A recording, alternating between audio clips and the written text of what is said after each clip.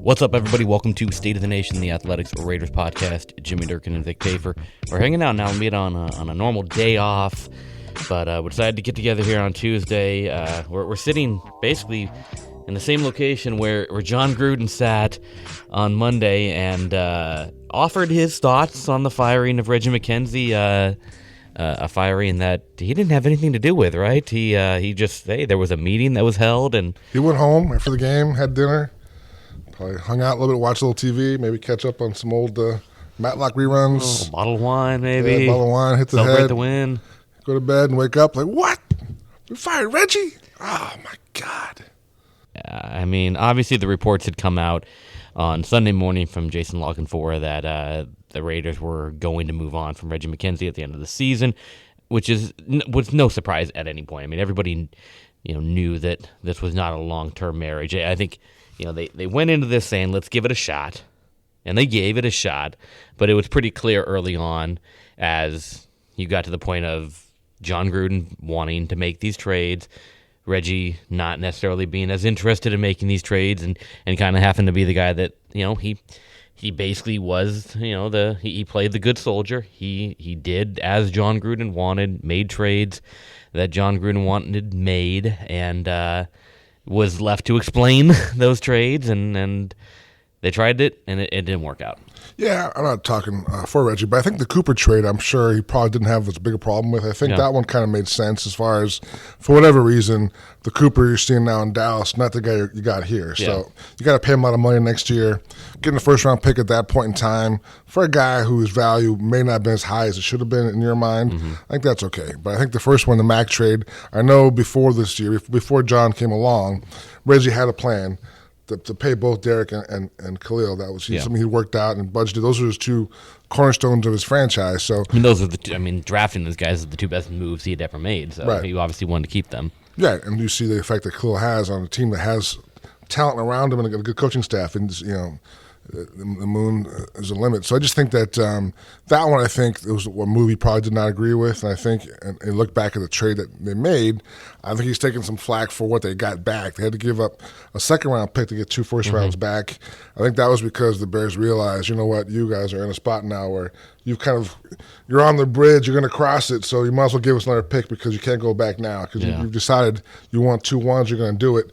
And so I think you look at the Bears winning all these games and the draft picks, the value is lowering, plus the second-round pick going back. It's not a great trade at this point, at least. We'll see what the Raiders get with these picks, but I think that's also another reason why Reggie was let go. Yeah, and you look at that kind of tossing that second-rounder back, and it's not a second-rounder in the upcoming draft. It is in the 2020 draft, so you hope that the Raiders can put together a 2019 season that at least pushes that back into the middle of the 2020 draft. But when I think you look at that coming back, I think they really probably hoped that there would be, hey, we're getting 2 first-round picks. Don't kind of worry about the fine print details of that.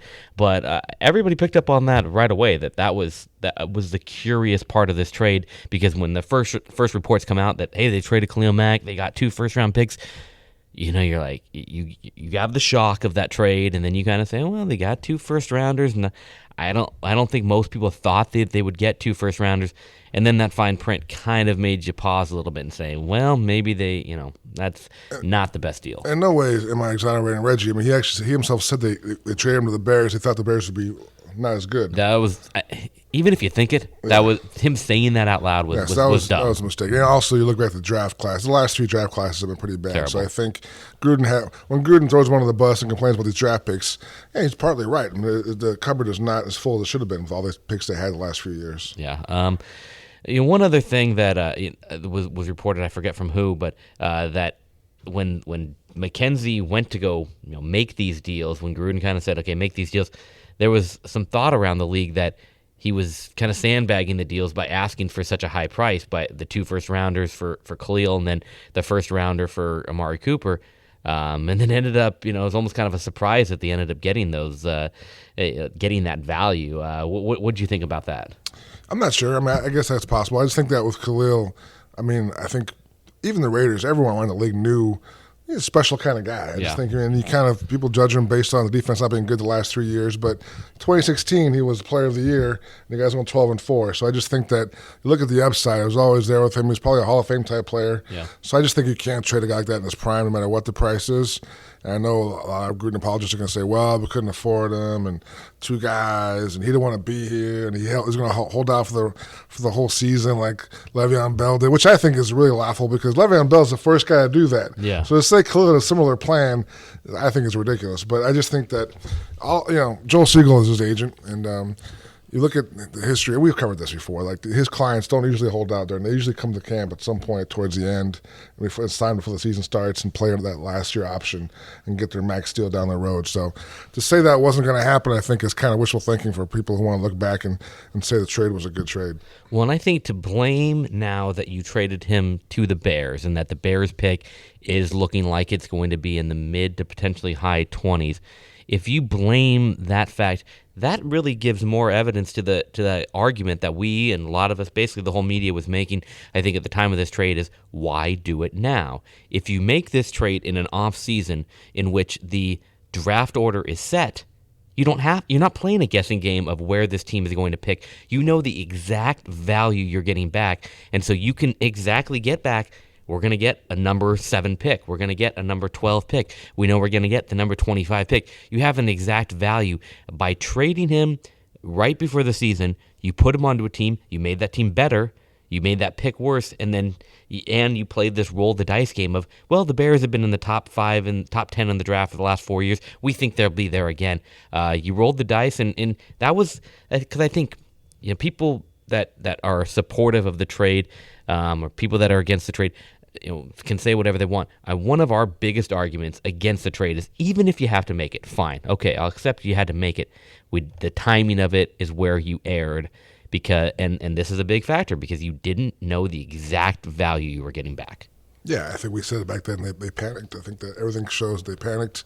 Didn't make a good deal as far as not only the player giving up, but like you said, the value and the timing of it was off. So I think that we look at McKenzie's legacy, that will be definitely one of the last stamps in his book. But he made a lot of other mistakes also. I mean, Reggie definitely had some highs and lows in 7 years here. So I think the high is definitely 2016 Executive of the Year, that draft class 2014. He kind of built up this really a dominant O-line he built up. That was always his vision, and he wanted to get that on both sides of the ball, O-line and D-line. D-line never quite happened, but that was a goal of his always, and didn't quite work out that way for him. But I think that's one of the issues he had as far as he missed a lot in some free agent signings and also some rookies, and I think that's why Gruden, when he came here, they tried out for a year, let's see how it goes, and I think the roster wasn't to Gruden's liking, and they obviously blame Reggie for that. Well, and then the other thing that you do have to, as he exits and you kind of discuss his legacy here, you have to acknowledge the fact that he came here to an organization that hadn't had a GM. It had been run by Al Davis, and he passes away, and Hugh Jackson kind of spends that last half season in charge, and he comes here to a situation that was bad. They had a terrible salary cap situation. They had basically about as bad as you can get. They had no talent, and they had no money, and he cleaned that up. And for better or worse, he cleaned that up, and he has this Raiders organization in position that maybe they don't have, the talent that you would want them to have anymore. But for a couple of years there, they looked like they were building that talent. But they at least go forward. Jon Gruden will have salary cap money. They are not hamstrung with really any bad deals on their hands. I mean, the Derek Carr deal. Early in the year, maybe it was looking bad, but now you look at it, he's market rate probably for where he's at as a quarterback, and it's a situation where if they need to in a couple of years, they can move on from him, at any point because of the way the salary was structured. So he did do good there, and you do have to give him credit for cleaning up a really messy financial situation. Yeah, and it also kind of brought him into the modern age as far as the draft room and computers and having a database and a resource for scouts to kind of plug into and see what other guys were doing. Because back in the day, Al Davis had it all in his head. Yeah, the draft board was in his head, who they're going to look at, where scouts were at, who he's trying to investigate was all in his head, so it wasn't like a systematic approach to it what it is now. So, yeah, Reggie did a lot of good. I think Reggie definitely was a stand-up guy. I think if you've been reading my stuff over the years, you probably know that I like Reggie a lot. I think he's a very honest guy, a straight shooter. I always respected that, and I always liked talking to him. But, I just think when Gruden came aboard this year, it was pretty clear this was odds are it was not going to work. And there was a small chance. I mean, I think personality-wise, they actually clicked. They both are kind of, they like football a lot. They both love watching film and breaking it down, and both easygoing personalities at times, and they're kind of easy to shoot the bull with. But I think that wasn't enough. I mean, obviously, I think that the roster was always between them. And as far as the more Gruden kind of cut guys that Reggie picked, or like would trade a lot of the guys he picked or kind of criticize the guys he picked, it became clear that their vision in terms of what they were looking for in players is not the same. Yeah.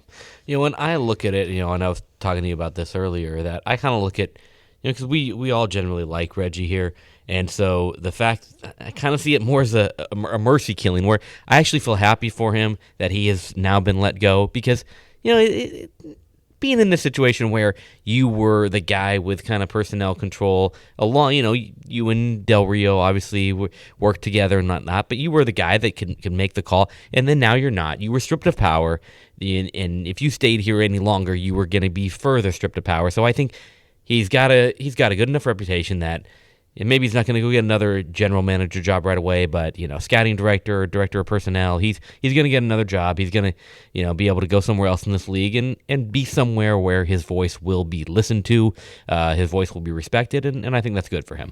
Yeah, I know we see photos of Del Rio like fishing on Twitter and social media, having a good time, enjoying his money.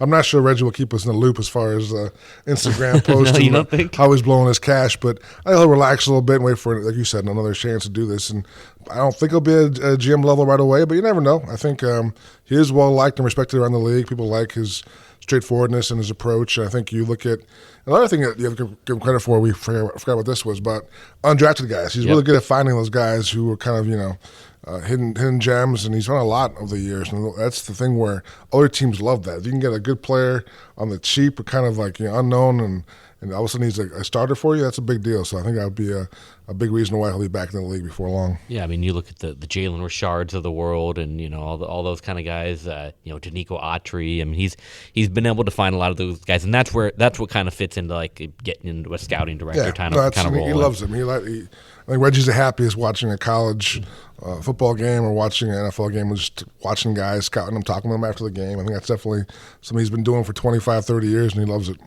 All right, so now the big question is what is next for this team, and they are going to. They've said that they are going to hire another executive. And they're not kind of really given a firm idea of what the title will be. Will it be a general manager?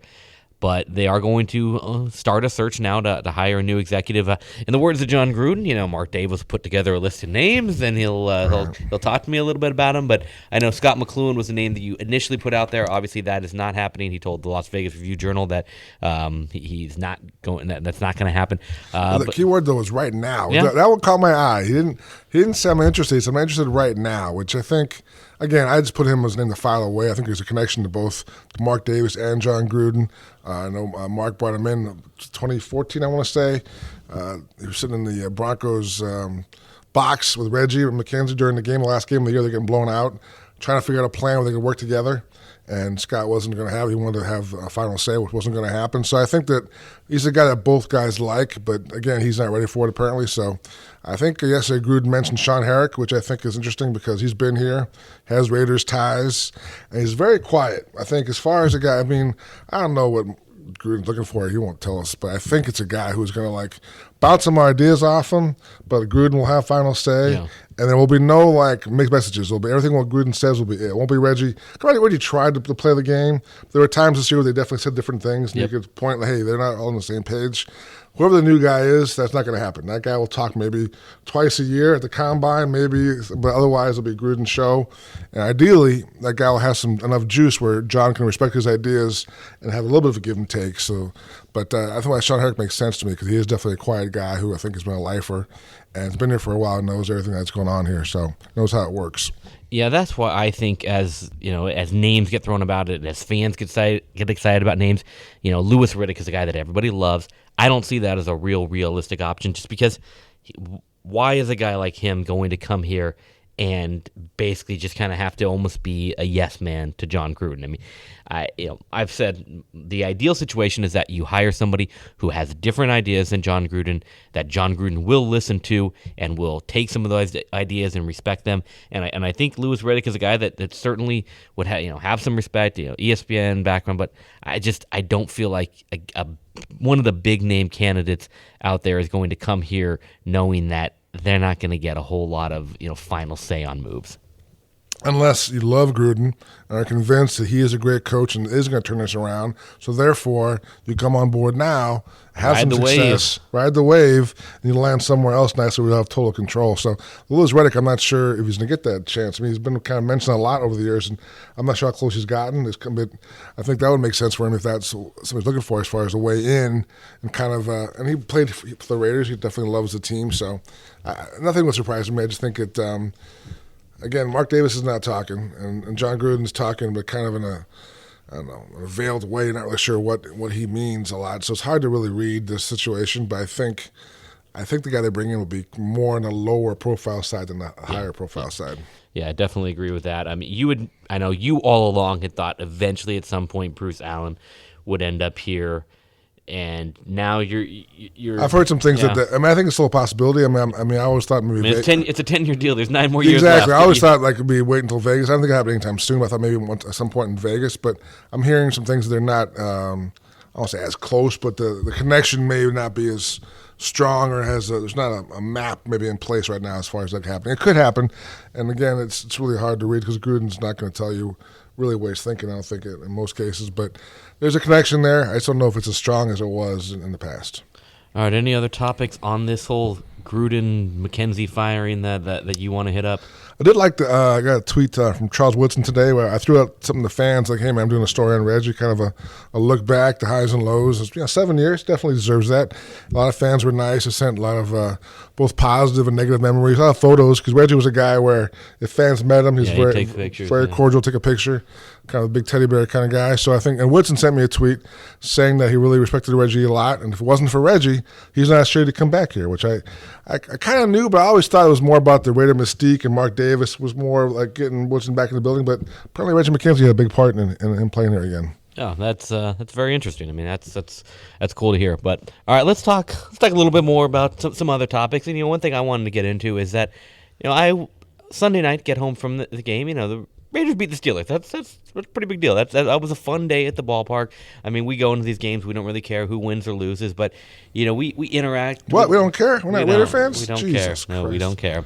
But especially the last couple of weeks, we've gotten out into the parking lot, interacted with some of these fans, and you kind of want to see, like, how are these fans really absorbing how these games go? We hear a lot on Twitter, and Twitter tends to be overwhelming negativity, and so but when you get out to the stadium, I know as you and I were sitting around some of those tailgates, you kind of say, like, now it helps you understand why these fans, through all the losing, through all the bad times, still enjoy coming out there. And so after that game on Sunday, I threw it out, just curious to Raider fans, are you happy about beating the Steelers? Are you upset that all 3 of your draft picks, with the Bears and the Cowboys both winning, took a hit? And I'm very happy to say that the response was overwhelmingly positive. Yeah, a few people that I want the draft pick, but almost I'd say 90% of the responses were people that were happy. You beat the Steelers and you got to enjoy a fun moment. You got to see your team beat the Steelers, and that just, to me, it was nice to see that. We sense a lot of negativity from so many fans that it was nice to see that, no, they did enjoy that win, because there have been times we've had articles that, okay, this is, Jared Cook needs to emerge for the Raiders to have a chance to win. No, we don't want to win. We don't want to win. We want the top pick. It's nice to see that you do get a nice win like that, and fans were able to enjoy it. Yeah, I mean, I respect Raider fans. I mean, kind of like the boxer who's taking a lot of shots. They keep getting back up, man. They have a rough, almost 20 years now of losing. They still come to the games. They still get fired up, have a party in the parking lot. We were out there last week, and people, they want to win. I mean, they don't care about the drafting. They just want to, have a good time with their friends and their families, go inside, watch your favorite team win a game. So that was a great day for them. I'm happy for them. I just think that it's been a rough year, and it's been a rough, like I said, 20 years. They had one really good year. So I just think, Yeah, I definitely feel that. I feel the Raider fans want to win. They don't care. The draft spots are nice. And again, you can screw up a third-round pick, a number 3 pick as well as you can screw up a number 10 pick. I mean, it's all based on who you get and how they do. So I don't think it matters that much just in terms of your scouting and your needs. But, yeah, I was happy for him. I think you're right. I think it's a good thing. And the same thing that we talked about, a couple weeks ago or last week or whatever, is that there are some drafts. I mean, you go to the NBA, when LeBron James is out there, you want that number 1 pick more than anything because that's going to impact your franchise more than anything. This year is a year where they need an edge rusher with their top pick. And yes, there's Nick Bosa out there, but there are some question marks that come with him, and you do have a draft that's deep on edge rushers. So I don't think this is a draft where you say, man, we really screwed up because we didn't pursue the number 1 pick. And I think enjoy the wins. The draft picks will fall where they may, and you hope to land some good players there. I agree. And well, my guy Ed Oliver signed with Joel Siegel, so that he may not be a guy you want to try and draft. Well, Brugler didn't like him. He likes Quinnen Williams better. Right, So I'm not sure about that. But yeah, different kind of players. I like Oliver. I think Oliver is. I think he's pretty nasty, but I'm not sure it's going to happen now. Well, the last time the Raiders drafted a first-round pick from Houston. That's part of the Derek Hayden Jr. Old DJ. Part of the Reggie McKenzie legacy. And really, I mean that thing. I'm talking about Reggie getting fired. He got fired a lot sooner because that draft pick. He had said that they're getting close to the wire and they're going to trade back, pick third. And if the trade hadn't happened, he was going to draft DJ Hayden third. Which if he does, he's fired 2 years. That's a pick. You can't blow that pick that badly. I mean, he would be fired long before now if that happened. Because Mark Davis did not like DJ Hayden. I mean, his first reaction, not personally, DJ's a great guy, but just when he first walked in the building, the smaller guy has the medical history, and Mark is like, what the F? What did we just pick? And I didn't play very well when he was here. He survived. He's kind of he's a solid player now in the NFL, but in terms of a first-round pick, and especially a number 3 pick overall, that would have been the end of Reggie if that happened. So luckily for Reggie, he was able to trade back and got the bust later on in the draft and paid a price for it, but not with his job. Yep. All right, well, let's take some questions here. And as always, you guys can hit us up using the hashtag SOTNMail, and we'll start with Pork Chop.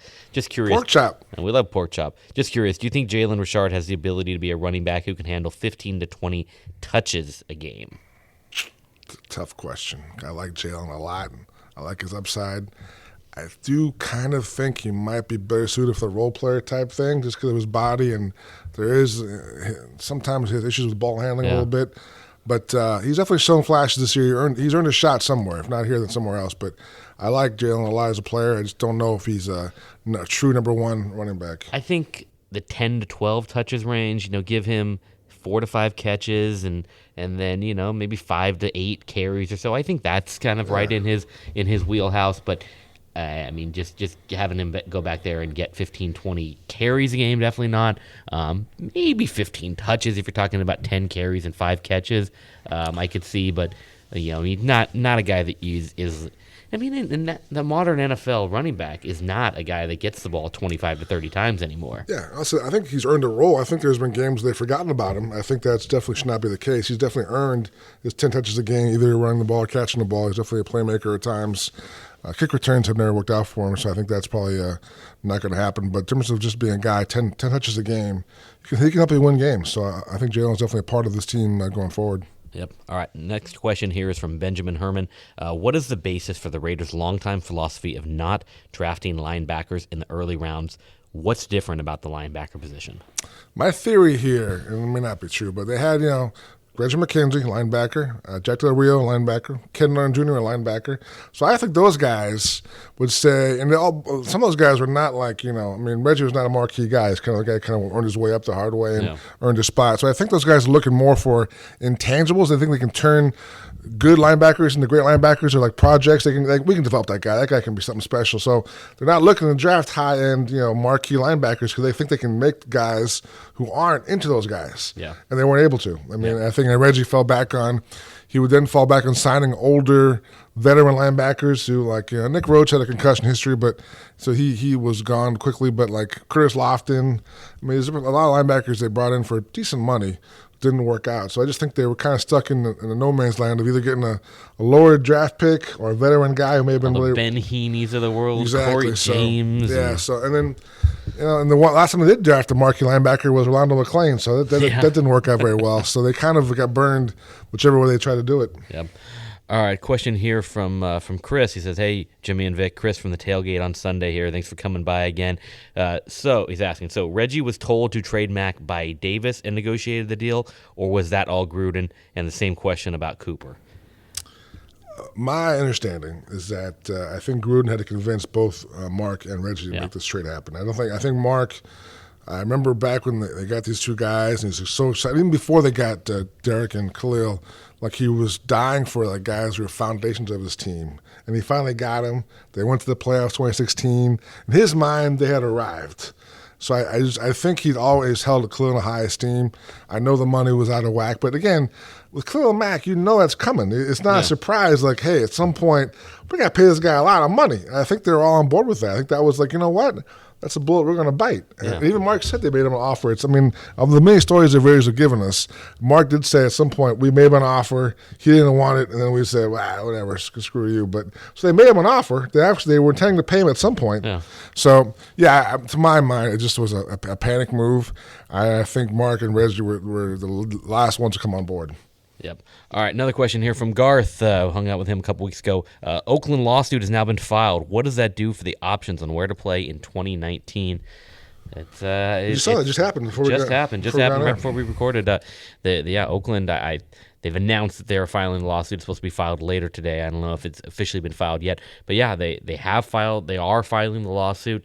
And that makes things a little more interesting here. You go back to what Mark Davis told ESPN last month or whenever that was, that his inclination is he wants to play in Oakland, but there's some weird feelings there as if somebody's suing you for money to then go ahead and pay them money to play in their stadium.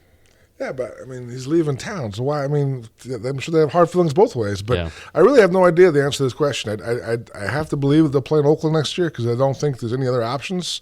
I don't think San Diego is an option, and I guess if push came to shove. And they obviously have sued Oakland and they sued the NFL and they sued the Raiders. I guess maybe this is what pushes Mark to Levi's for 1 year. Maybe Mark said no way to Levi's ever, unless I have 1 year left and Oakland sues me and I have no other choices. Then I'll do it. So I guess that's a possibility, but I don't know where else they can go.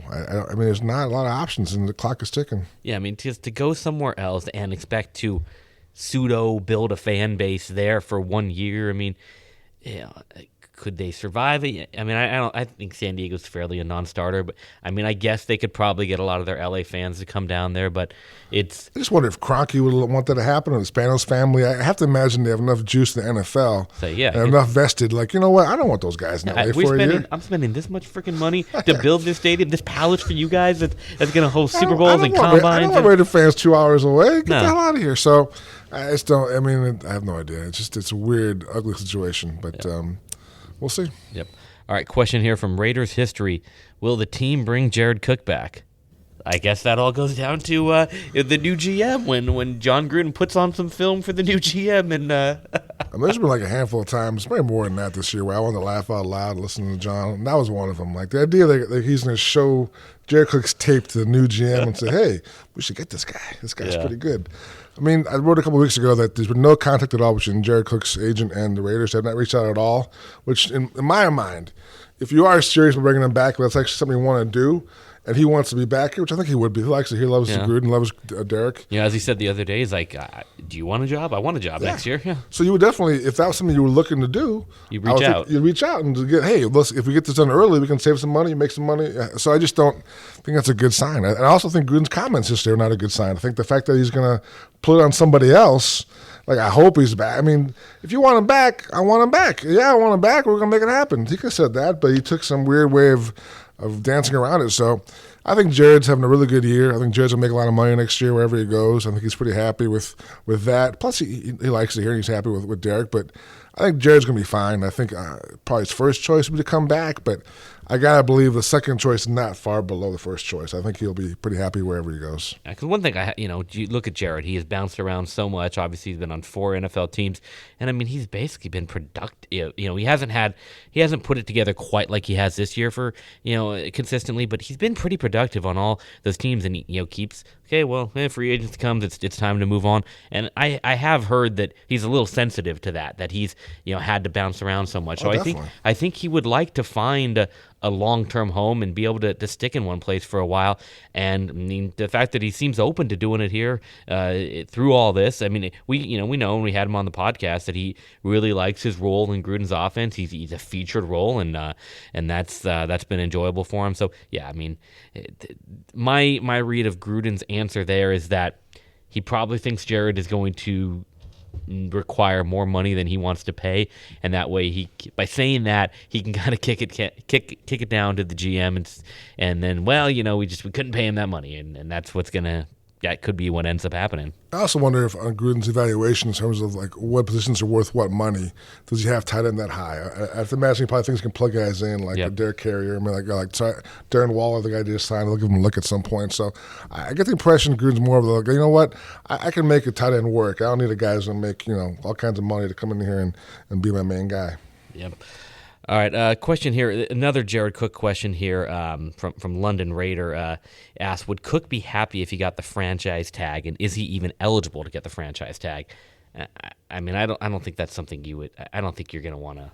No, I can't see that. I think, like I said, if you wanted him, you could probably reach out and get him for something better than that. So yeah. I don't think that would happen. Yeah, I mean, you'd rather get him on a multi-year deal. You can spread out the money than just put him on a 1-year huge franchise. Jared's getting older. I think any kind of security he can get, I think he'll take. So so I don't know if you want that, or I think that's not going to happen. Yep.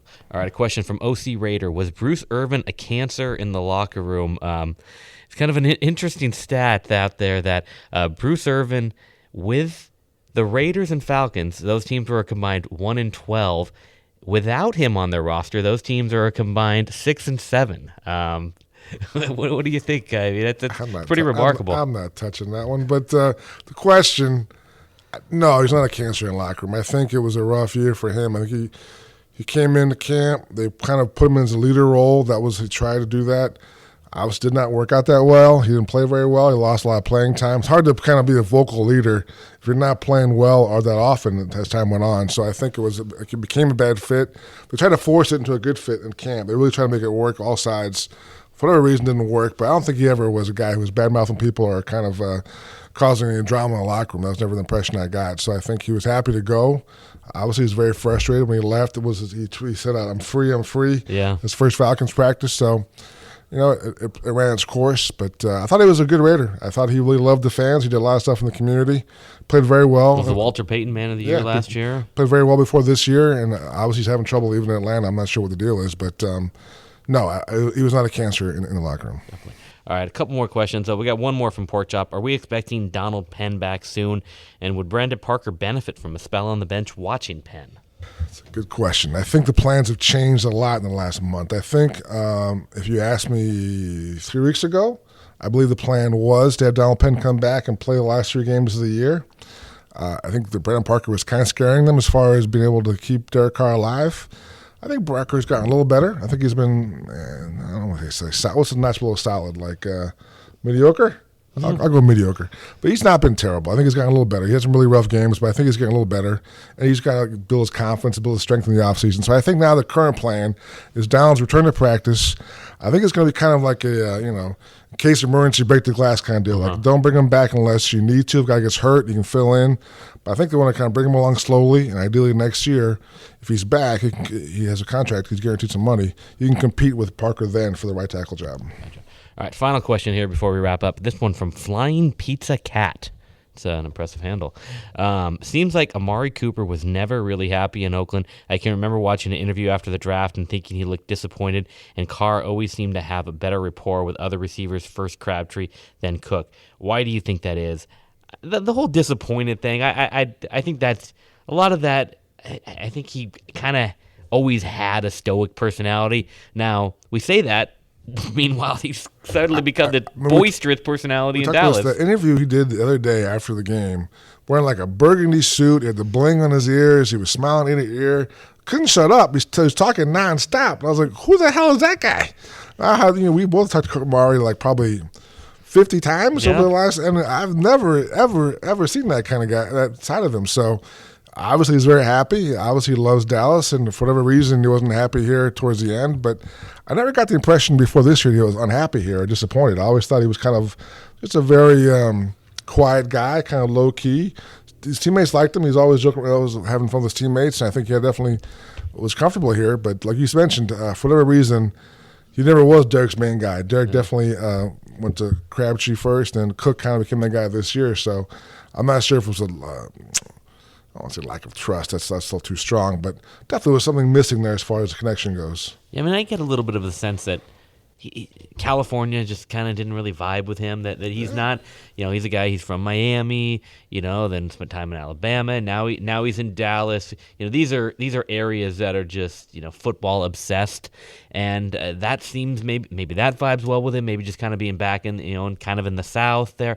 I don't know. It's hard to say what it is, but he certainly maybe hates the color silver and black. I mean, some because like I said, I was shocked when I saw the interview. I've heard other tidbits before that, but to watch that live interview, I was like, who the heck is that guy? Yeah. I mean, it's obviously working well for him. He's playing.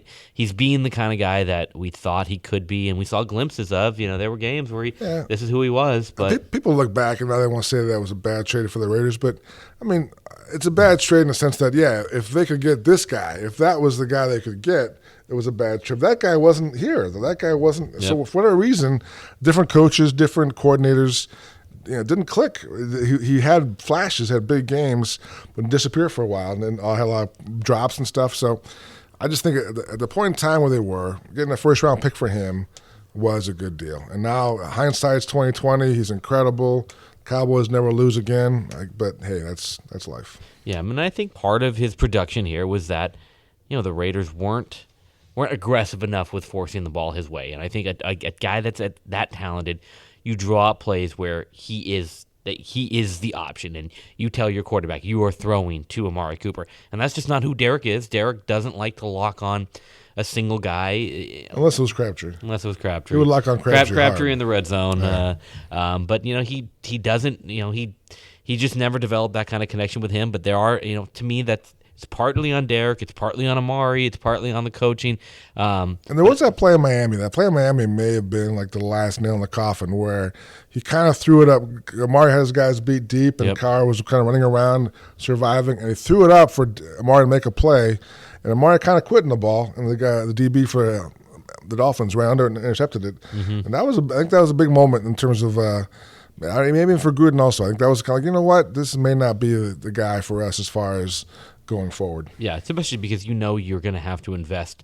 It's not just he wasn't just about like keeping him and we're going to pay him top dollar because he's great. I mean, that's where he differs from Khalil Mack. I mean, you were going to have to pay a guy who more than he probably was showing he was worth. Obviously, what he's doing in Dallas, he is now worth what he's going to get. But the player that they had in Oakland was not worth that. And so I think even though the value they got back now in that deal is not as great as it once perceived to be. I mean, there's times when they made that trade where the Cowboys were looking like a potential top 10 pick.